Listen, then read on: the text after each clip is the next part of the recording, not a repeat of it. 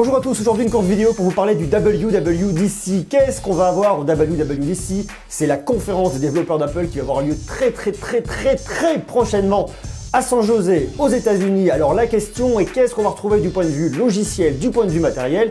On va regarder ça assez rapidement et puis on se retrouve très rapidement parce que justement ce WWDC arrive d'ici quelques jours. On y va maintenant.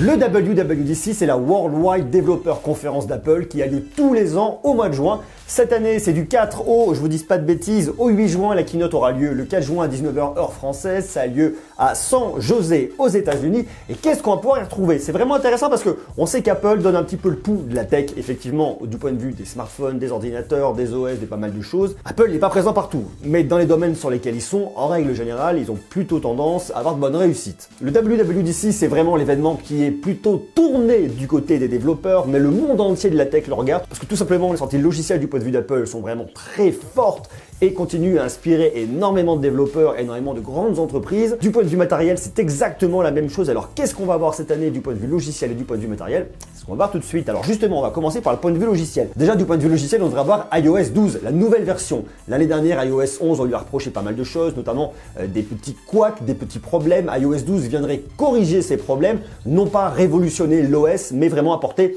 de la stabilité et de la sécurité. Ça sera vraiment l'essence de ce qu'on trouvera dans cet iOS 12. Pas d'accueil, revu et visité, pas d'innovation majeure en termes de navigation.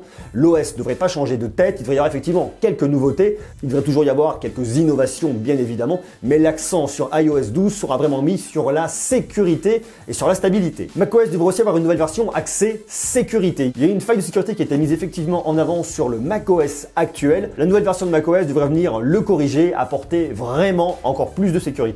Et une fois de plus, on va pas avoir d'innovation énorme, d'innovation majeure, mais vraiment plus de sécurité et toujours plus de stabilité. Du côté de WatchOS, pour votre Apple Watch, qui est ici, on dirait toujours plus dans le sens de la santé connectée et du fitness, des innovations bien évidemment qu'on va imaginer pour aller faire du sport, pour avoir de la santé prédictive, savoir comment vous allez, est-ce que votre cœur va bien, est-ce que vous n'avez pas vraiment des défaillances, être toujours mieux informé et toujours optimiser son exercice physique. Il va y avoir aussi une mise à jour de tvOS pour encore plus compatible avec l'application Home d'Apple, une mise à jour également de AudioOS pour le HomePod qui permettrait d'aller encore plus loin en termes de multi-enceinte, en termes de stéréo. Du côté logiciel, on attendait également le projet Marzipan. J'en ai parlé déjà il y a quelques temps. Le projet Marzipan consisterait à unifier l'environnement macOS et iOS pour que les développeurs puissent coder d'une seule et même façon et ensuite ça puisse se dispatcher.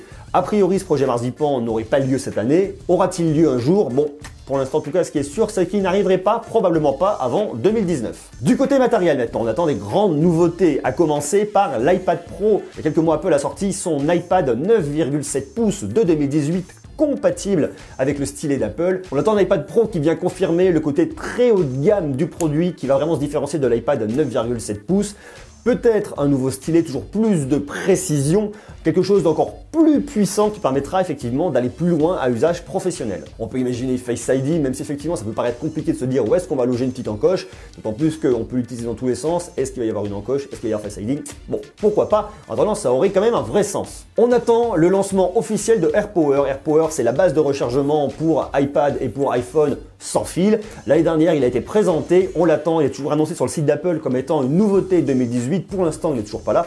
On espère qu'à WWDC, Tim Cook nous confirmera la sortie et qu'il puisse arriver très rapidement pour tous ceux qui souhaitent profiter de la recharge sans fil avec cette grande borne de recharge signée Apple. On attend également de nouveaux MacBooks qui pourraient être équipés de la 8e génération du processeur d'Intel. Un nouveau MacBook Pro, un nouveau MacBook Air aussi qui pourrait enfin arriver. Pour le MacBook Pro, on attend un correctif du clavier, un mécanisme papillon qui avait tendance à accueillir des petites cochonneries et qui pouvait poser des problèmes sur certaines touches. Apple pourrait corriger ce problème et proposer un clavier revu et corrigé justement. Et on attend également de nouvelles fonctionnalités au niveau de la Touch Bar. Cet ordinateur toujours plus puissant et toujours très haut de gamme. Le Mac Pro ne sortira pas cette année. Il a été effectivement confirmé par Apple qu'il devrait sortir en 2019. Donc pour tous les professionnels qui veulent un Mac Pro, il va falloir encore s'armer de patience. Et l'autre grand produit qu'on attend, c'est l'iPhone SE2. Est-ce que cet iPhone SE2 arrivera là au WWDC? Est-ce qu'il arrivera plutôt en septembre? Est-ce qu'il arrivera? Est-ce qu'il arrivera pas? C'est un peu l'inconnu du moment. Néanmoins, on s'attend vraiment à ce qu'il puisse être annoncé au WWDC WWDC. L'iPhone SE 2 va être une version revue et corrigée de l'iPhone SE, l'iPhone SE qui a encore beaucoup de succès.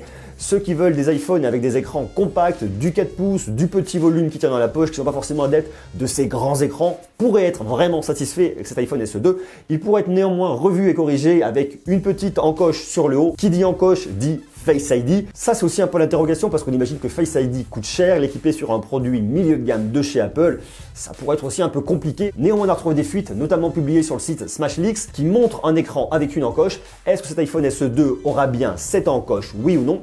C'est un vrai point d'interrogation. Toujours est-il que cet iPhone SE 2 resterait compact, aurait un dos en verre pour permettre la recharge à induction, un châssis en aluminium, il pourrait profiter de la puce A11 Bionic pour avoir toujours plus de puissance et être le produit le plus compact avec la meilleure puissance qu'on puisse retrouver sur le marché. Mais néanmoins, il garderait un écran LCD tout simplement pour une question de coût et puis pour harmoniser les gammes. J'imagine très difficilement qu'Apple mette de l'écran OLED partout. Déjà, ça permettrait pas aux clients de comprendre quel est le produit haut de gamme, le produit milieu de gamme. Très clairement, sur ce produit, il est sûr et certain qu'on gardera un écran LCD. Et côté tarif, il devrait être proposé dans un tarif aux alentours des 500 €. Voilà un peu pour les grandes lignes de ce qu'on s'attend à retrouver au WWDC cette année. Alors soyez connectés, restez connectés parce que le 4 juin, à 19 h, je vais être derrière mon écran. Je vous ferai bien évidemment plusieurs vidéos pour reprendre les annonces phares, les produits phares, voir un peu les nouveautés, voir si c'est intéressant de les acheter, oui ou non, s'il faut attendre, voir s'il faut se positionner. Voilà, on va essayer d'un petit peu analyser tout ça une fois que les annonces auront été faites par Tim Cook. En attendant, je vous invite à vous abonner, à me laisser 2 jolis pouces, à marquer toutes vos questions, suggestions directement en commentaire en dessous. Restez connectés parce que vous allez voir, il y a plein de nouveautés, plein de choses, plein de tests, plein de produits, plein de cadeaux qui arrivent. Donc on reste ensemble. D'ici là, soyez sages, je vous embrasse et à très bientôt. Ciao!